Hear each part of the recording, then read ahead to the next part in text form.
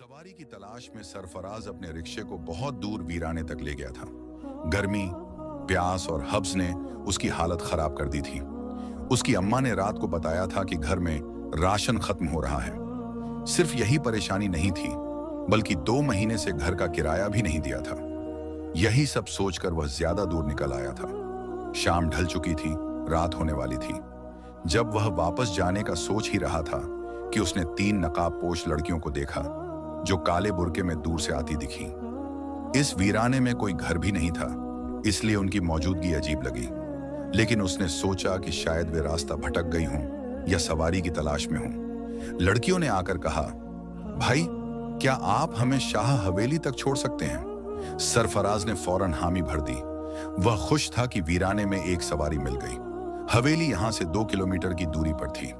Petrol बस इतना था कि वह वहां तक जा सकता था, लेकिन वापसी मुश्किल होती। उसने सोचा कि किराया मिलने पर पेट्रोल डलवा लेगा।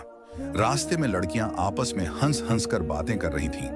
वे एक जैसी उम्र और कद की लग रही थीं। फिर उनमें से एक लड़की बोली, भाई, हमारे पास किराया नहीं है, हम आपसे कहना भूल गए थे। यह सुनकर सरफराज मायूस हुआ, लेकिन उसने जाहिर नहीं किया। उसने कहा, कोई बात नहीं, आप तीनों वीराने में थीं, आपके साथ कुछ भी हो सकता था। मैं आपको वहां छोड़ देता हूं। शाह हवेली पहुंचने पर लड़कियां बिना कुछ कहे रिक्शे से उतर गईं और हवेली में दाखिल हो गईं। हवेली के आसपास भी कोई आबादी नहीं थी। सरफराज रिक्शा घुमा ही रहा था कि उसकी नजर पिछली सीट पर रखी एक काली थैली पर पड़ी। यह थैली लड़कियों में से एक के पास थी। सरफराज ने रिक्शा रोका और थैली उठाकर हवेली की ओर चल पड़ा। हवेली में जाने का उसका मन नहीं था, लेकिन अमानत लौटाना जरूरी था। जैसे ही उसने दरवाजे पर हाथ रखा, वह खुद ब खुद खुलता चला गया। अंदर का नजारा खौफनाक था। हवेली में कोई रोशनी नहीं थी, न ही किसी के होने का एहसास।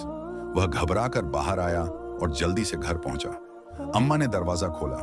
सरफराज का परेशान चेहरा देख उन्होंने कुछ नहीं पूछा। जब उनकी नजर काली थैली पर पड़ी तो उन्होंने खोलकर देखना चाहा। सरफराज रोकना चाहता था, लेकिन इससे पहले अम्मा ने थैली खोल दी। जो कुछ थैली में था उसने सरफराज के होश उड़ा दिए। सरफराज